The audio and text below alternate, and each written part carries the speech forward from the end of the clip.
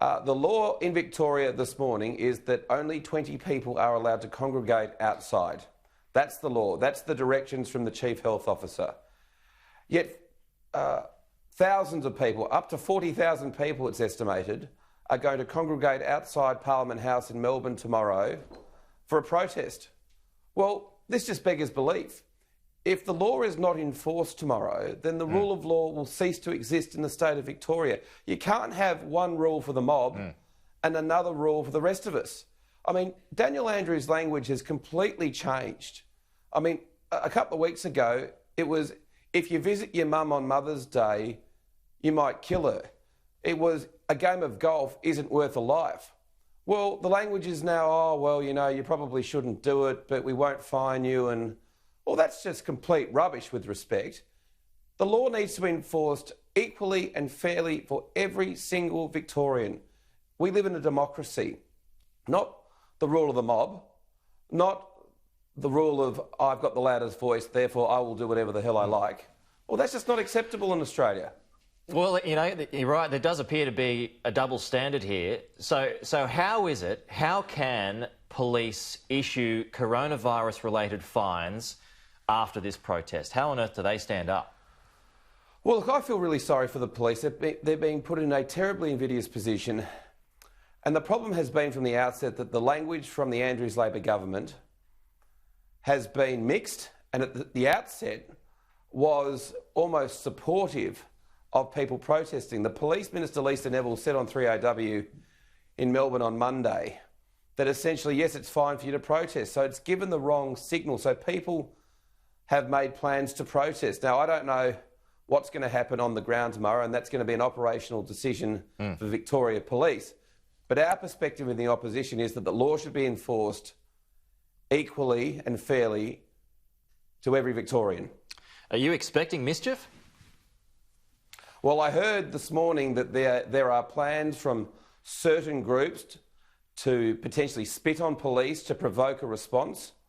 And I would just say to those potential troublemakers, to those hooligans who are hell-bent on disrupting what apparently is going to be a peaceful protest, don't do it. I mean, it's so disrespectful to the 102 Australians who have passed away from this terrible disease, the 19 Victorians that have passed away from this terrible disease, and you're potentially going to be endangering the lives of the good men and women of Victoria Police. Don't behave like this. Don't endanger other people's lives, and stop being so selfish. Tim, just a few other ones before we go. The Treasurer is announcing later on today, the Federal Treasurer, that is, a toughening of foreign investment bids. So it will apply to Belt and Road initiatives in Victoria. What do you make of this? I do know that you're an outspoken critic amongst several other people of the Belt and Road initiative in Victoria. So what do you think of this move by the Treasurer? Well, look, Josh Frydenberg's got it right again. Absolutely spot on from Josh. I think a further clamping down of foreign investment rules is good for Australia.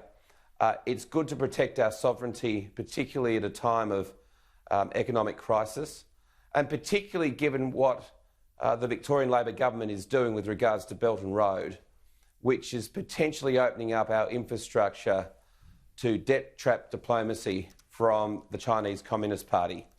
And we don't want to see the further infiltration of Victoria by the Chinese Communist Party.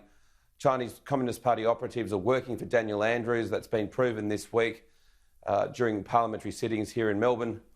And we need to assert very proudly our sovereignty and indeed our independence from the influence of the Chinese Communist Party. And I think these rules announced by Josh will do just that. The Premier, Daniel Andrews, had said that this initiative is all about jobs. It's all about protecting jobs for Victoria. Are you having that? And I noticed that he's in the paper this morning issuing a warning to those Chinese-linked building consortium on the Westgate Tunnel project in particular, and that will determine tenders for future projects.